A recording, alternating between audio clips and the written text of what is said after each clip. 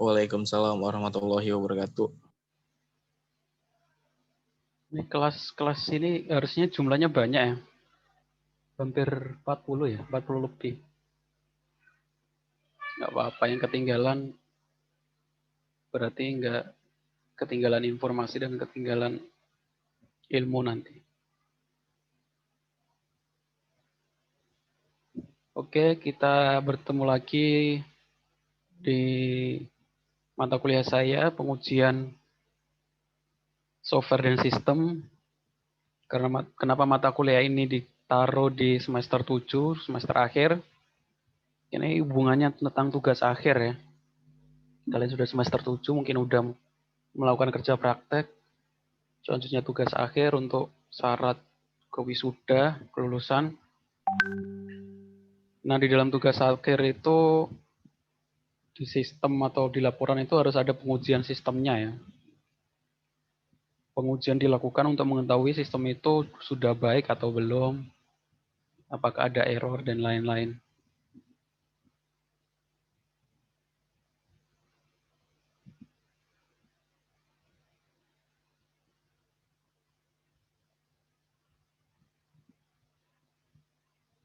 Bentar, ada yang nanyain tugas ke saya. Padahal sudah saya kasih link pengumpulan tugas, masih nanya saja.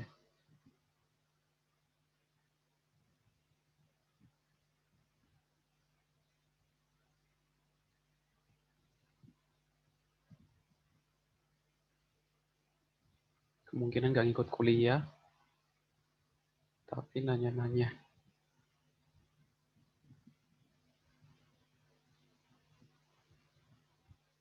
Oke, kita lanjutkan. Kalau ada yang nggak ngikutin kuliah, terus kekurangan informasi, bisa nanya ke temennya ya, yang ikut kuliah. Kalau enggak, kalau malu, bisa lihat rekaman perkuliahan saya di website yang sudah saya buat. Di sana kan udah ada per kelas, per minggu, udah ada menu per kelas, per semester, terus ada per kelas. Di dalam per kelas sudah ada pertemuan per minggu, ada materi, tugas, dan rekaman perkuliahan. Jadi kalau ketinggalan atau nggak ngikutin perkuliahan Zoom saya, bisa lihat rekaman ulangnya ya, biar nggak ketinggalan informasi, juga ketinggalan tugas atau apa yang harus dilakukan di mata kuliah saya. Oke, sekarang kita akan belajar tentang pengujian black box. Ini pengujian yang sudah lama, ya, tapi termasuk tetap dilakukan di pengujian aplikasi ya. Sebenarnya kita banyak pengujian aplikasi itu. Yang paling umum memang black box. Ada black box dan white box.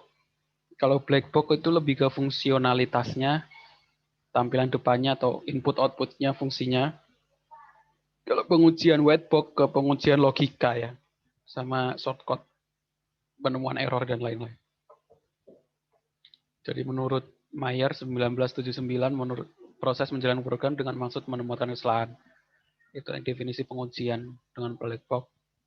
Menurut internasional AEE ini informatik apa ya, kumpulan teknik informatika internasional.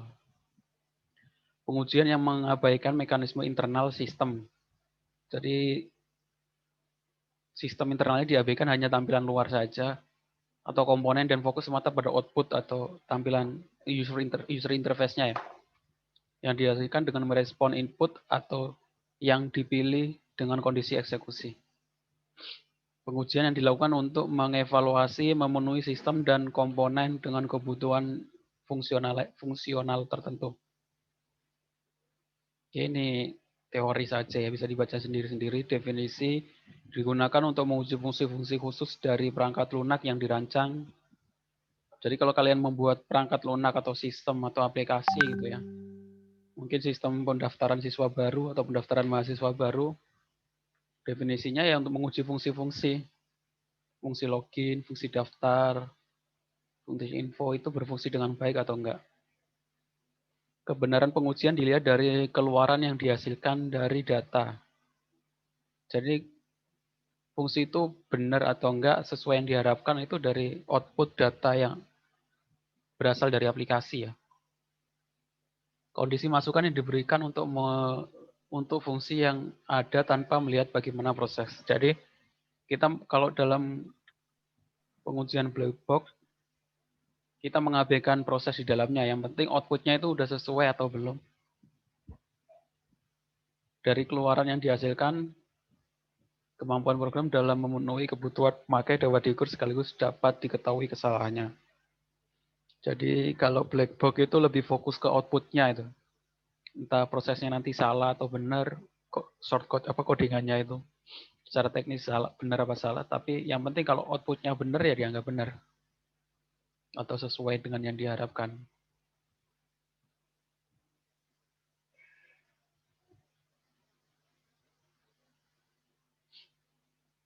Black box.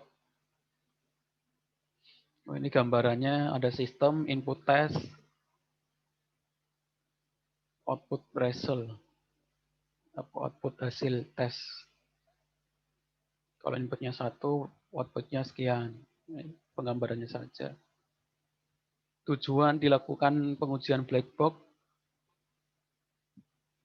kalau ada yang ditanyakan atau ada kendala mungkin suara saya kurang jelas, atau ada yang ditanyakan tiba-tiba bisa ditulis di chat saja ya. Atau kalau pengen ini bisa pakai angkat tangan ya. Di Zoom kan ada fungsi raise hand, angkat tangan.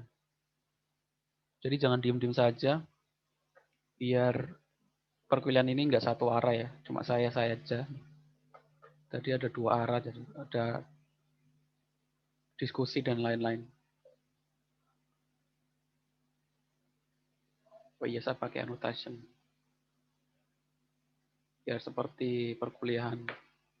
Jadi tujuan black box yang pertama menemukan apa saja, menemukan fungsi yang tidak benar atau hilang. Ya kita cari ya. Tapi sebenarnya kalau programmernya udah, ketika kita mendevelop atau membuat aplikasi kan kita coba sendiri sebenarnya. Ya mungkin, tapi kan namanya manusia mungkin kita kelewat gitu ya. Makanya dilakukan uji yang dilakukan oleh orang lain. Yang uji orang lain ya. Apakah sistem itu udah benar atau belum. Tapi biasanya kan kita sudah terbiasa untuk nyoba sendiri ya. Kira-kira error nggak ya?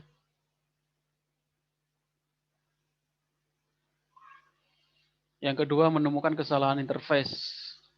Ya biasanya kalau kita, biasanya kan ada beberapa part di dalam program atau aplikasi yang kita copy paste dari halaman lain ya. Mungkin kelupaan ngedit atau apa.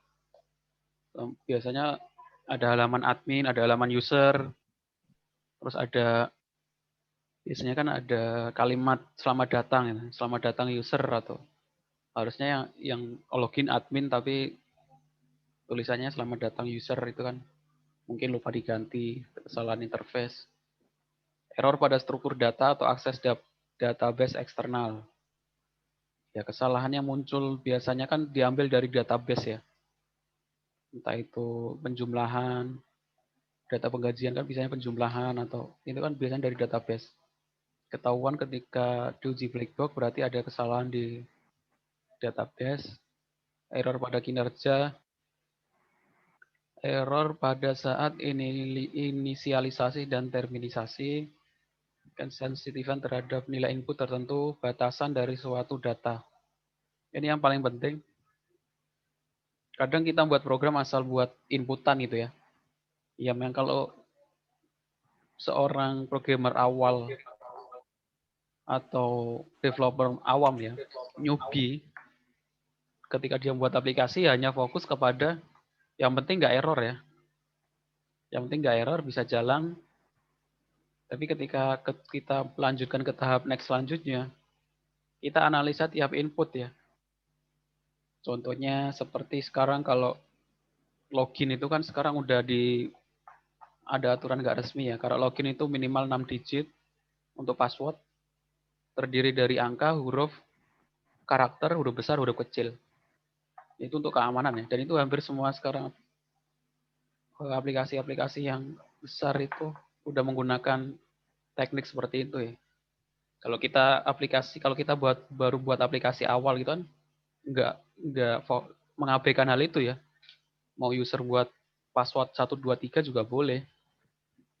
Tapi di beberapa sistem sudah bisa deteksi ya, kalau kita membuat password 123 udah password terlalu lemah gitu. Password 123 bisa ditebak. Jadi ada coding tambahan untuk if jika password 123 atau ABCD atau tanggal lahir itu nggak boleh. Terus dibatasi juga harus terdiri dari huruf besar, huruf kecil, angka, dan karakter. Dan itu kadang membuat orang yang memakai sistem jadi kerumitan. Itu jadi kendala sebuah sistem juga. Semakin aman akan semakin rumit sebenarnya. Sekarang tapi ada fasilitas kalau untuk pendaftaran dan login bisa menggunakan login dengan Facebook atau Google.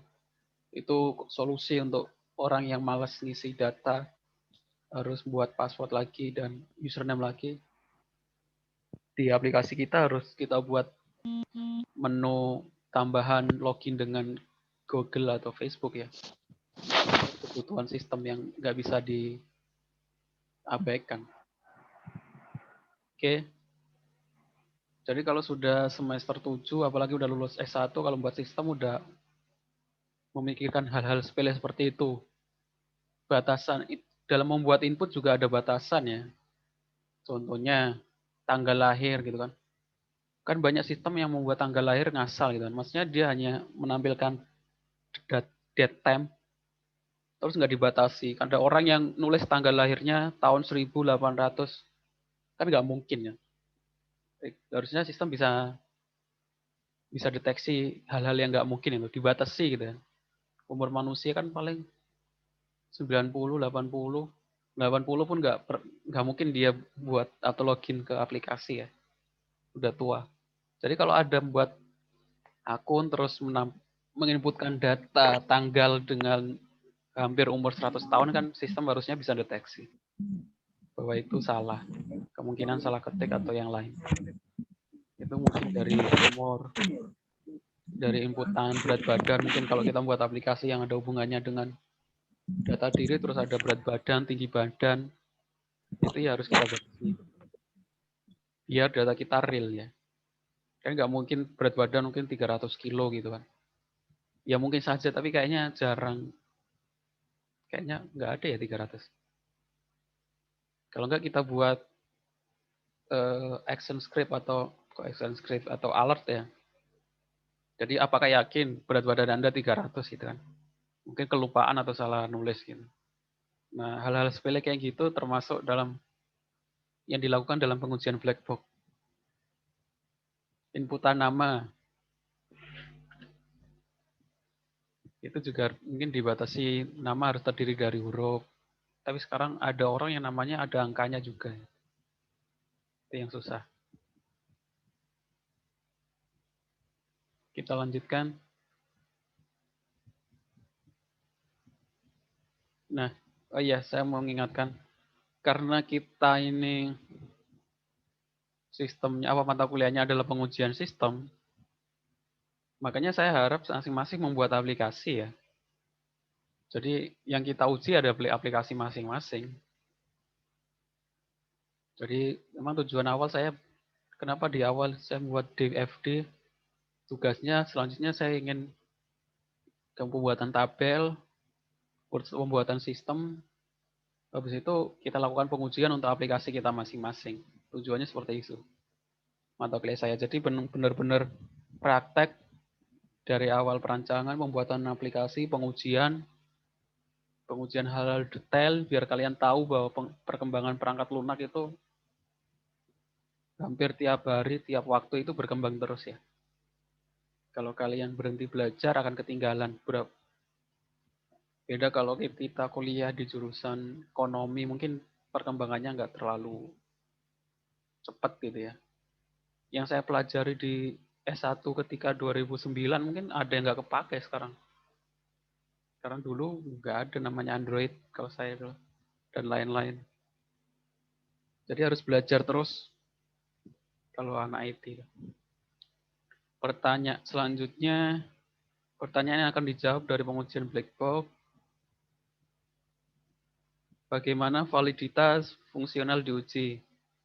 Maksudnya ada fungsi, gitu ya. Pengujiannya bagaimana? Jenis input yang akan membuat kasus pengujian menjadi lebih baik. Apakah sistem akan sangat sensitif terhadap nilai input tertentu? Itu juga harus dicek. Bagaimana batasan dari suatu data diisolasi? Bagaimana kita membuat batasan gitu ya? Pembuatan batasan bisa dari halaman sesi server ya, dari sistemnya, dari aplikasinya, bisa dari database-nya ya, pengecekannya itu. Berapa rasio jumlah data yang dapat ditoleransi oleh sistem? Apakah akibat yang timbul dari kombinasi spesifik data pada operasi sistem, dan lain-lain. Oke, kalau ada yang ditanyakan, bisa langsung ditulis di chat atau langsung angkat tangan. Beberapa metode teknik pengujian black box. Kecoret. Agak susah pakai mouse, harusnya ini pakai apa namanya itu? Kayak iPad gitu ya. Beberapa metode teknik. Nah, pengujian black box ini kan metode umum ya. Di dalamnya ada beberapa model atau framework ya.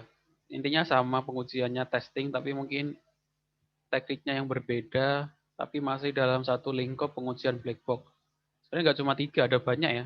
Kalian bisa cari referensi sendiri di jurnal-jurnal yang membahas tentang pengujian black box. Di sana akan banyak yang kita temui hal-hal baru.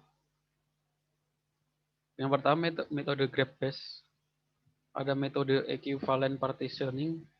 Nanti saya kasih contoh-contohnya di jurnal ya. Yang kalian temui, termasuk tugas kita hari ini ya. Review jurnal lagi. Boundary Values Analysis. BVA.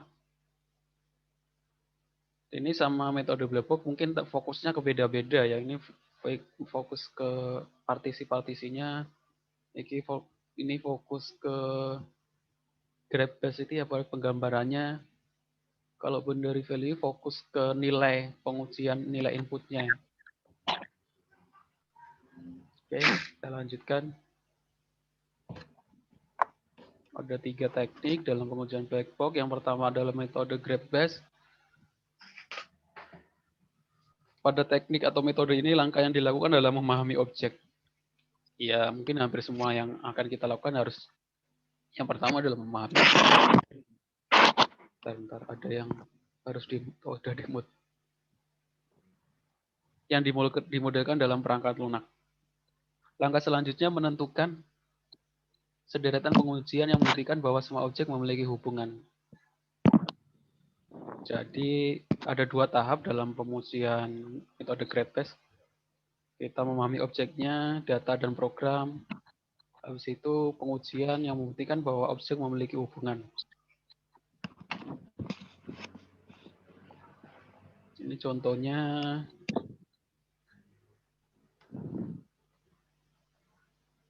Ada objek 1, ini abstrak ya. Objek 1, ada objek 2, hubungannya apa gitu ya. Data 1, data 2 gitu. Simbol lonjong atau lingkaran itu merepresentasikan objek. Terus garis link atau merepresentasikan hubungan antar objek.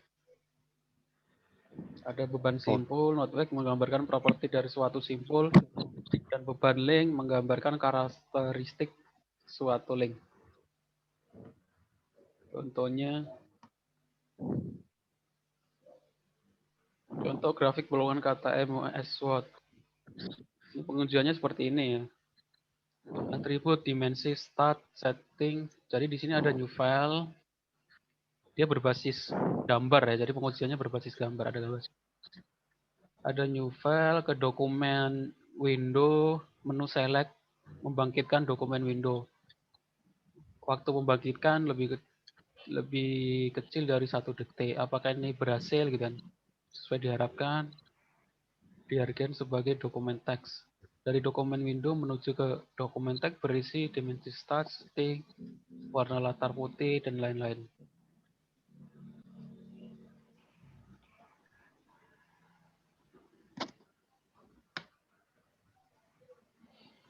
Pendekatan pengujian metode grab-based yang pertama didefinisikan semua simpul dalam beban simpul di mana objek dan atribut didefinisikan. Yang kedua, bangun link atau beban link kemudian diberi nama. Masing-masing link dipelajari secara terpisah sehingga test case dapat didesain.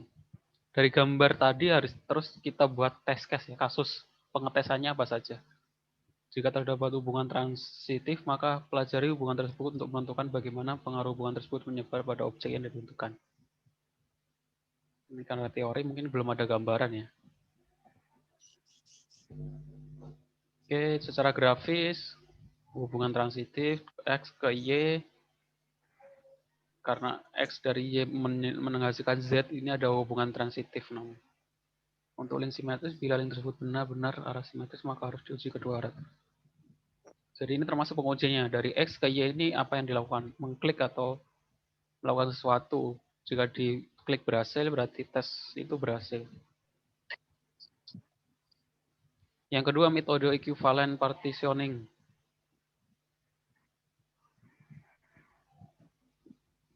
Merupakan test case yang ideal mengumpulkan kelas kesalahan.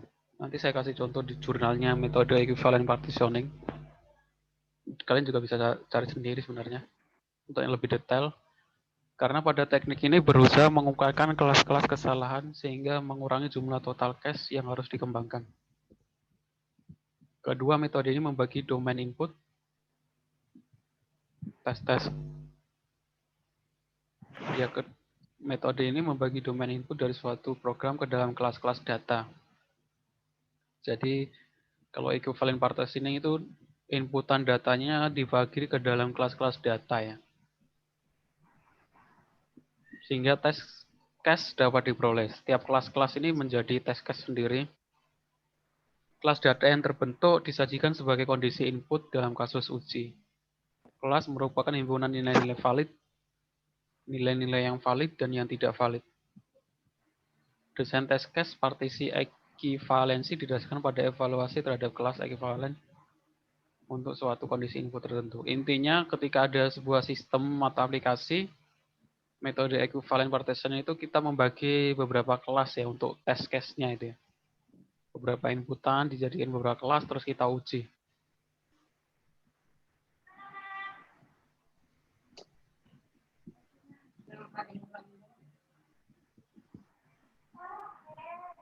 Nah, yang dimaksud kondisi input itu apa? Kondisi input bisa merupakan suatu rank harga numerik atau harga khusus tertentu, serangkaian harga, dan suatu kondisi boolean. Ya, maksudnya inputan itu bisa numerik atau kondisi boolean ya, if true ya. Atau false true kok if true.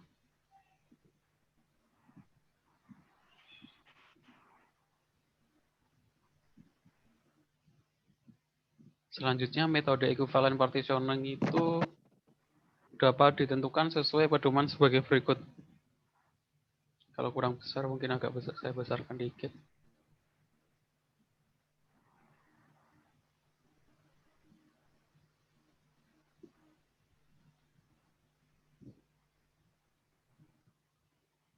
Bila kondisi input berupa suatu rank atau rank itu apa ya?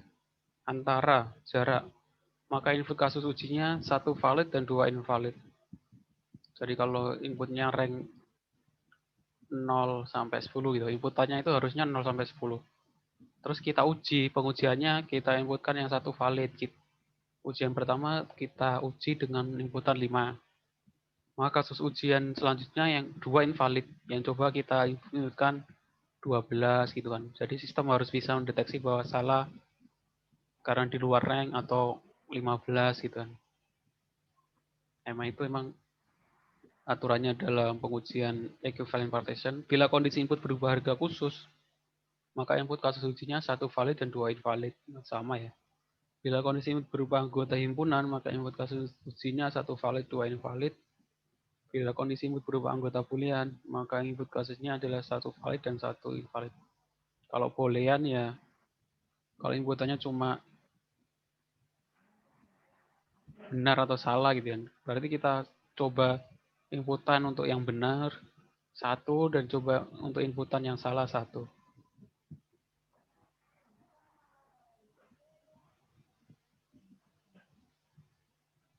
Contohnya saya hapus dulu. Sebuah aplikasi perbankan otomatis, di mana aplikasi ini digunakan oleh nasabah untuk bertransaksi dengan bank menggunakan ATM. Untuk aksesnya menggunakan password atau PIN dengan 4 digit dan diikuti dengan serangkaian perintah kata kunci yang memicu berbagai fungsi perbankan. Sebagai input data di aplikasi adalah password 4 digit, pilihan menu, penarikan, pembayaran, informasi, transfer, dan lain-lain. Sekarang udah minimal 6 digit ya, udah nggak 4 digit. Pembahasan kondisi input yang sesuai dengan masing-masing elemen data untuk aplikasi perbankan tersebut adalah kondisi input. Kondisi input itu masuknya rank dari 4 digit numerik. Jadi kalau tadi kan ada satu valid, dalam pengujiannya 2 invalid. Jadi kondisi inputnya rank 4 digit, kalau valid di input 4 digit. Kalau nanti kita coba yang invalid, kalau kita inputkan 6 digit, dia bisa deteksi error nggak? Kalau kita inputkan 7 digit, dia bisa deteksi errornya nggak? Ini contoh pengujian, metode equivalent partitioning. Pilihan menu kondisi himpunan, berisi beberapa perintah, sama tadi ya. Pengujiannya sama kayak tadi. Jadi diuji kalau benar sama diuji kalau salah itu dia bisa deteksi kesalahan nggak. Data test case yang didesain adalah password atau PIN kondisi input rank. Valid itu ya selama dia masih 4 digit ya valid ya.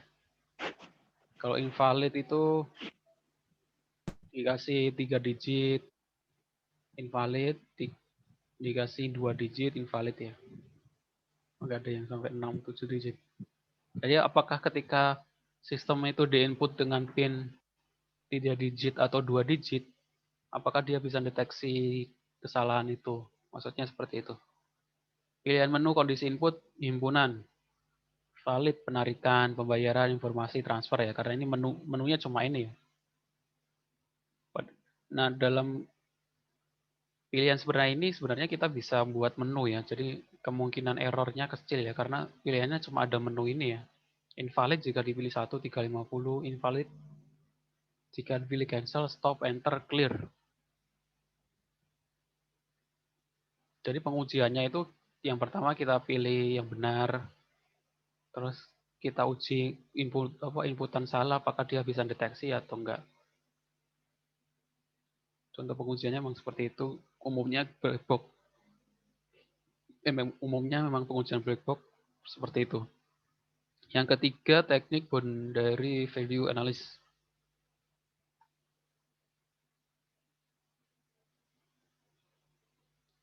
Sampai sini ada ditanyakan? Kalau nggak ada, saya lanjutkan.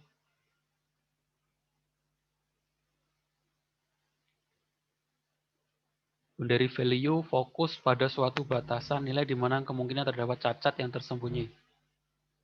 BV atau boundary value mengarahkan pada pemilihan kasus uji yang melatih nilai-nilai batas. Jadi dia emang kita coba pengujian dengan batas inputan batas bawah dan batas minimal, batas atas atau batas bawah, batas maksimal atau batas minimal.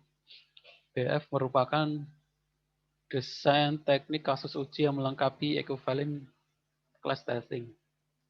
Daripada memfokuskan hanya pada kondisi input, BVA juga menghasilkan kasus uji dari domain output. Yang ketiga, menguji untuk input di sekitaran batas atas, ini yang saya maksud, dan batas bawah.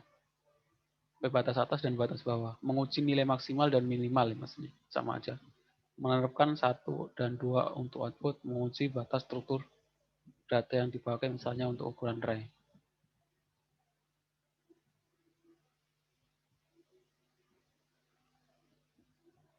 Langkah-langkah testingnya,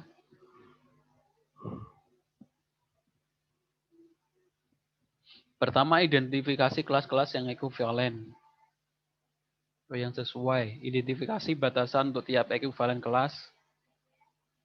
Selanjutnya dibuat test case, yaitu tes pengujian untuk tiap batasan suatu nilai dengan memilih titik pada batasan, yaitu satu titik pada nilai batasan bawah dan satu titik pada nilai batasan atas. Kita nanti bisa dilihat contohnya di implementasi pengujian. Contoh pengujian boundary values, sumpahnya ada inputan yang dibatasi dengan $1.000 sampai 83.333. Nah, tes data input pengujiannya kita tes untuk batas bawah. Misalnya kita masukkan 999, 1000 sama 1001 ya. Jadi batas bawah dikurangi 1 dan batas bawah ditambah 1 dengan batas atas dikurangi 1 dan batas atas ditambah 1. Jadi pengujiannya seperti itu. Ketika dia melebihi batas atas apakah error, ketika pas batas atas apakah bisa sesuai yang diharapkan, apakah ketika kurang dari 1 tidak terjadi error, seperti itu.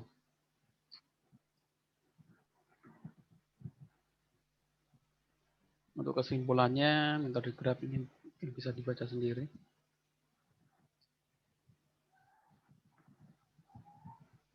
Contoh pengujian black box.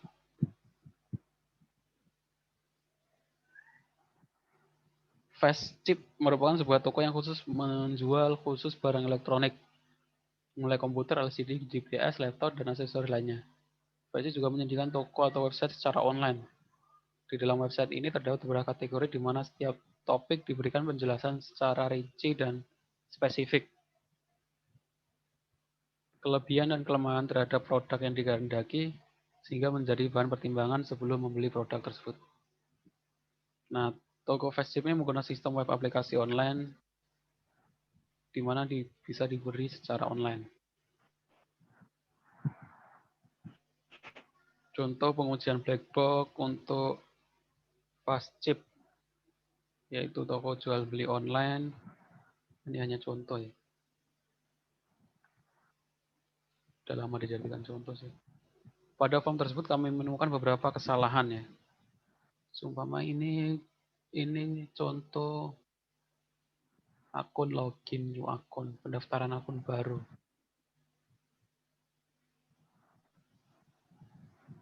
Tab index tidak berjalan semestinya. Kolom nama bisa dimasukkan angka dan karakter gitu kan. Jadi hal sepele kayak gini dalam pengujian backlog diuji ya.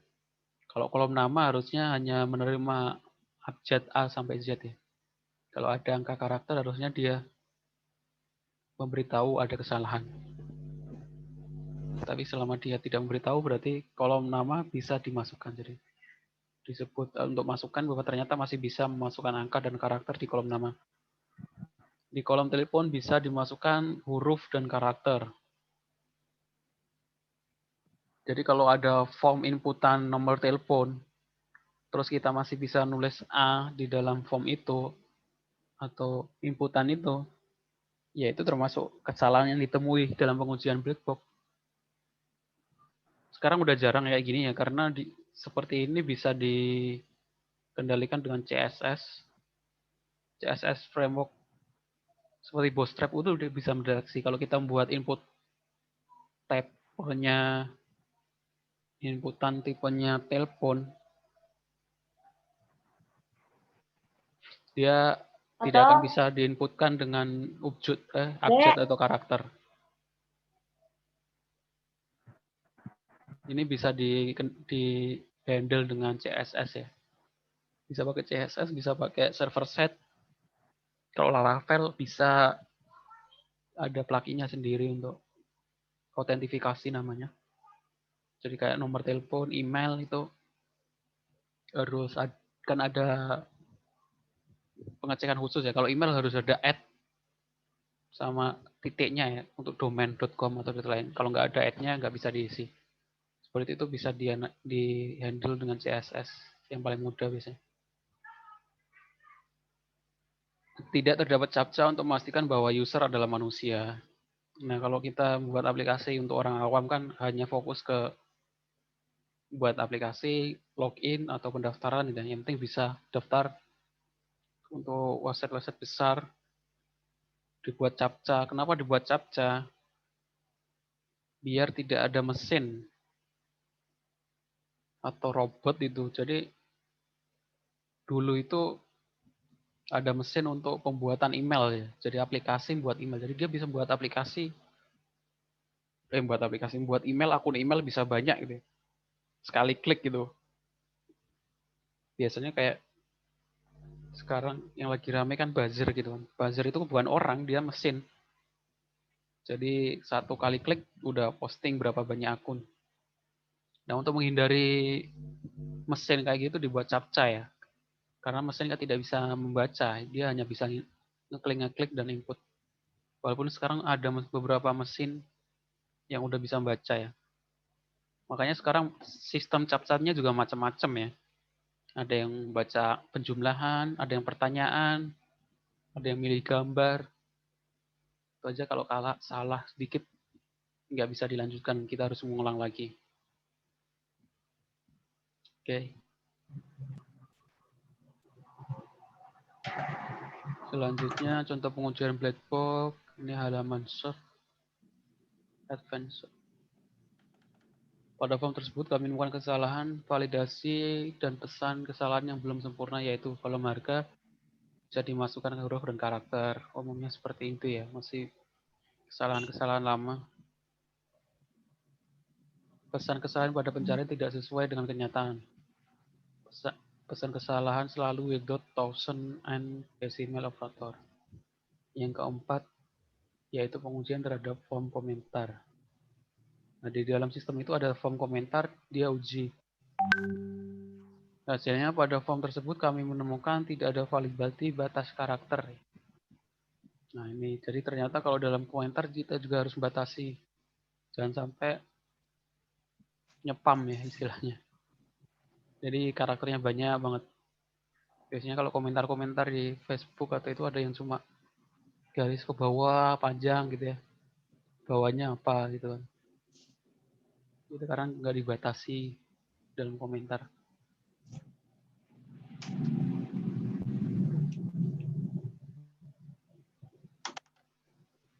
Jadi contoh pengujian whitebox harusnya minggu depan. Ke whitebox itu lebih kepada logika algoritmanya, logikanya. Kalau ini harusnya kemana gitu kan.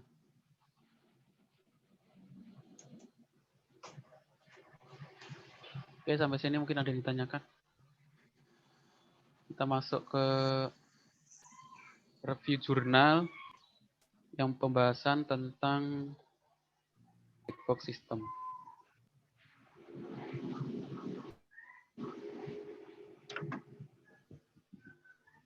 Sampai sini ada yang ditanyakan mungkin? Pak.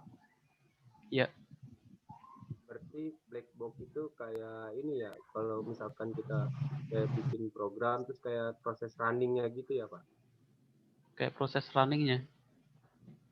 Jadi kan kadang-kadang kan kalau kan kayak nge-running itu kan kadang-kadang ada yang kayak cek kesalahannya gitu. Ya hampir sih mirip sih, cuma kalau black box itu ditulis ya, maksudnya dibuat laporan. Oh langsung lapor gitu? Iya. Nah, ini saya kasih contoh jurnal. Ini yang equivalent partition. Selanjutnya ini tetap untuk review jurnal ya. Kenapa? Karena ini semester 7. Salah satu cara menemukan judul skripsi atau topik masalah skripsi yang mudah ya. Pertama kalian cari topik yang akan kalian ambil. Kalian mau ngambil machine learning, data science, sistem informasi, atau image processing, pengolah suara, mungkin jarang ya. Padahal itu banyak juga. Jadi suara diolah, deteksi suara gitu kan. atau yang lain. Nah, kalau kalian sudah menemukan topik yang kalian inginkan, contohnya saya fokus ke pengujian aplikasi dan black box, bisa black box atau yang lain ya. Pengujian masih umum. Contohnya di kasus ini mata kuliah saya ini black box gitu ya. Yang pertama, oh ya, pengujian black box saya tertarik untuk tentang mengambil topik itu. Yang pertama kalian cari jurnal yang ada hubungannya dengan pengujian black box minimal 2 atau 3 tahun terakhir ya, jangan lama-lama karena biasanya itu ada hal-hal baru yang berubah gitu kan teorinya. Contohnya ini, oh saya menemukan, cari beberapa jurnal ya, 3-4 jurnal, terusnya akan kalian temui, kalian baca, sehingga dari situ kalian muncul masalah baru ya. Masih contohnya itu kalian harus buat masalah istilahnya itu state of the art atau penelitian sebelumnya. Jadi penelitian ini bahas tentang pengujian black box pada aplikasi penjualan berbasis web. Yang satu lagi mungkin pengujian black box pada aplikasi Android dengan metode ini boundary value. Terus yang lain ada pengujian lain dengan pengujian black box dengan sistem informasi lembaga sertifikasi dengan app perfect. Jadi ada websitenya untuk pengujian. Nah, terus kalian dari tiga jurnal ini kalian ambil yang bisa kalian gabungkan atau kalian ganti studi kasusnya. Studi kasusnya otomatis beda ya, jangan sama. Habis itu bisa dengan kalian mix. Kalau ini kan metode black box equivalent partition untuk penjualan berbasis web. Kalian bisa gabungkan mungkin, oh saya pengujian black box aplikasi penjualan web dengan metode equivalent partition dengan metode BVA gitu kan, jadi satu. Dijadiin satu, jadi 2 metode. Itu boleh studi kasusnya beda. Kalian studi kasusnya PT apa atau website apa gitu. Atau website yang kalian buat sendiri. Itu contoh pengajuan judul, harusnya seperti itu ya. Jangan tiba-tiba ngajukan judul gitu ya. Kalau ke saya, kalau bimbingan ke saya untuk skripsi, harus cari dulu jurnal.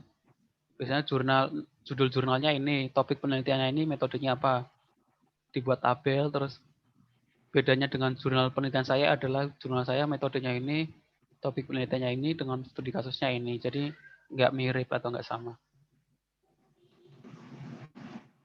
Oke, sekarang tugasnya, saya lanjut tugasnya ini tugas ketiga ya, pertemuan keempat, yaitu review jurnal tentang pengujian black box, biar kalian tahu bagaimana implementasinya dalam sistem.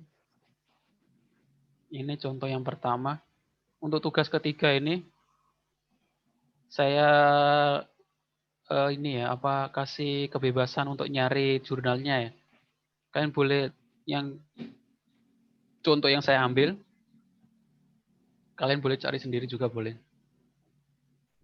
Yang penting nanti ada pengumpulan review jurnal tentang pengujian black box.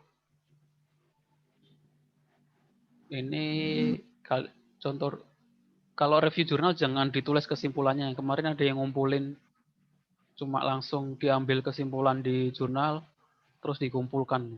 Ya nggak gitu ya. Jadi di sini ada kesimpulan terus di copy gitu. Nggak seperti itu. Itu menandakan memang nggak niat baca dan nge-review ya. Jadi ini kan untuk kebaikan kalian sendiri, untuk kemampuan bagaimana sih membaca jurnal yang baik itu. Jadi yang pertama, yang paling gampang itu baca abstraknya dulu, karena di abstrak itu ternyata terdapat awal masalah, masalahnya apa, terus solusi yang ditawarkan apa, terus pengujiannya itu pakai apa, perhitungannya pakai apa, terus yang di akhir baru kesimpulan di paragraf terakhir abstrak itu. Ini berdasarkan hasil pengujian telah dilakukan, memberikan kesimpulan bahwa perangkat lunak ini dapat digunakan dengan baik. Kalau ini nggak ada angka-angkanya. Biasanya kalau ada angka-angkanya itu kan ada perhitungannya dengan nilai penerimaan 70% atau 80% gitu. Jadi dijelaskan seperti ini. Seperti ini dijelaskan metode equivalent partition itu apa. Terus pengujiannya bagaimana. Di sini ada test case-nya ya. Contohnya seperti ini. ID A001, deskripsi pengujian, mengisi email dengan Arif Muhammad @gmail dengan password gaus siapa lalu menekan tombol login. Hasil yang diharapkan sistem menerima dan menampilkan pemberian sukses. Terus test case kedua ini yang invalid ya. Yang pertama valid, invalid. Mengisi email dengan password dan password 123 lalu menekan tombol login. Hasil yang diharapkan sistem akan menolak dan menampilkan pemberitahuan alamat email dan password tidak cocok. Ini test case untuk login. Jadi hasil yang diharapkan terus di sini sesuai atau enggak. Di tabel kalau dalam pengujian. Ini test case untuk form pemilihan barang. Jadi tiap-tiap menu dalam sistem dites. Kalian jelaskan mengisi jumlah barang yang ingin dipesan 1. Lalu menekan tombol beli. Hasil yang diharapkan sistem menerima dan menambahkan pemberitahuan Anda telah menambahkan barang ke keranjang belanja Anda. Terus kalau kita coba yang invalid, kosongkan jumlah barang yang ingin dipesan, lalu menekan tombol beli. Sistem akan menolak dan menampilkan pemberitahuan daftar belanja Anda kosong. Ini test case yang akan dilaksanakan, terus implementasinya mungkin di sampingnya. Hasil yang diharapkan, terus hasil realnya ternyata benar atau sesuai harapan. Kedua, tidak sesuai harapan, kenapa? Ternyata tidak ada pemberitahuan atau gimana. Itu salah satu contoh pengujian. Jadi kalian jelaskan. Hai, Memen. Dedek. Apa cantik. Mau naik dulu yuk. Selanjutnya contoh yang saya kasih pengujian sistem informasi magang ke industri dengan metode black box testing BVA, Binary Values Analysis. Jadi dia ke data, kalian jelaskan. Contohnya seperti ini hasil pengujian black box pada field name. Jadi ada tabel penginputan name ya. Kalau diinputkan name-nya ini true, expect result, hasil yang diharapkan, terus hasilnya true. Kesimpulannya sukses. Kalau diinputkan kosong, hasil yang diharapkan itu inputan error ya, false. Result false, sukses. Kalau diinputkan expected, ini benar, masih benar. Kalau ini 15,06, ini mungkin kebanyakan ya. Hasilnya false, resultnya false, berarti sukses. Terus ada pengujian bug profil perusahaan.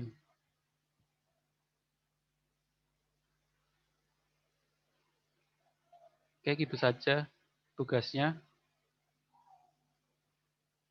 Untuk materi hari ini mungkin ada yang ditanyakan.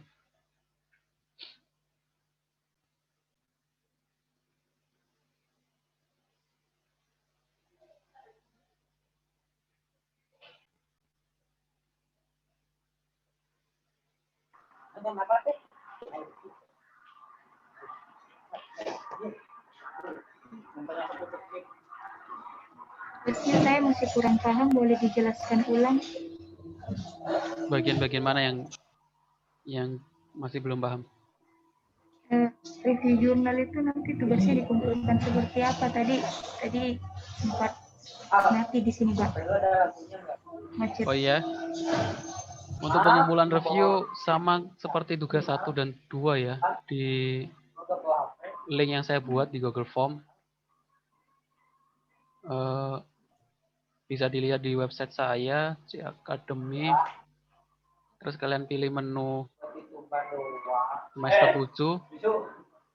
Pengujian sistem dan software. Kalian klik. Oh, bisa gitu. Jadi pengen deket-deket saya. Iya. Menipu.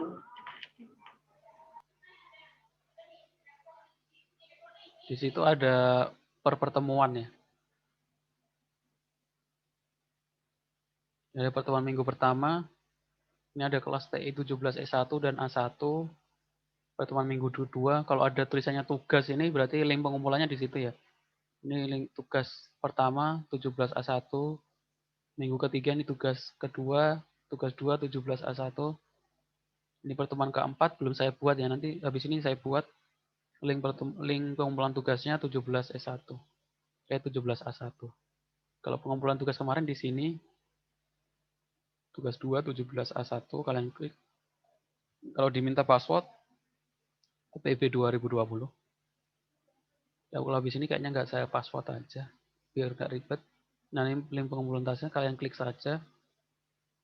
Terus tugasnya kalian kirimkan lewat Google Form ya. Yang dikumpulkan itu linknya saja. Saya udah kumpul Pak, tapi pas dicek di board belum ada. Oh iya belum sempat saya koreksi karena masih sibuk. Tapi yang di FD. Kenapa? Tapi yang di FD yang sudah saya kumpul. Kalau yang review saya belum Pak, soalnya masih memang belum ngerti. Nanti yang dikerjakan itu bentuknya seperti jurnal itu atau kayak ada saya baca di internet. Jadi ada nama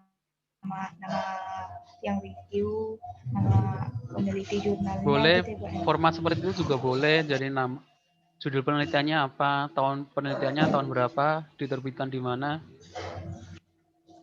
Terus pembahasan. Jadi Nanti dia di situ ya kelebihan kekurangan gitu ya. boleh ditulis di situ kelebihan kekurangannya juga nggak apa-apa. Kalau kalian pengen review, cuma kalian jelaskan saja mungkin. Contohnya mungkin kayak seperti ini ya, maksudnya pengujian black box pada aplikasi penjualan berbasis web menggunakan metode ekuivalen. Jadi dijelaskan saja. Jadi tujuan dari penelitian ini tuh untuk apa? Dengan metode ekuivalen partition. Kalian jelaskan metode ekuivalen itu partition itu apa? Kalian bisa ambil data dari sini atau ambil data dari lain. Terus langkah-langkah penelitiannya yang dilakukan itu apa? Terus kesimpulannya bagaimana? Itu saja sih. Itu Bapak kasih jurnalnya 2, jadi hasil reviewnya ada 2. Enggak, kalau saya ini contoh saja ya. Kalau jurnalnya masing-masing 1. Kalian boleh pakai jurnal ini atau pakai jurnal yang kalian temukan. Yang penting topiknya masih pengujian dengan black box. Dengan mungkin tahunnya jangan lama-lama ya, 5 tahun terakhir. Kalau sekarang 2015 mungkin. Jadi kalau terlalu lama mungkin agak lama juga, kelamaan. Itu saja. Jadi boleh pakai judul jurnal yang saya kasih contoh ini. Jadi nggak saya wajibkan harus pakai ini, tapi kalian cari sendiri, satu saja. Itu ya. Oke Pak, siap, paham. Oh ya. Oke, yang lainnya ada ditanyakan. Contoh review jurnalnya juga dikirimin, Pak? Contoh review jurnalnya. Maksudnya contoh jurnalnya? Iya, yang direviewkan. Nggak usah. Yang nggak usah, berarti reviewnya aja ya? Reviewnya aja, iya. Iya, Pak. Oke. Itu saja semua tugas UTS, semua tugas saya yang saya berikan batasnya UTS ya.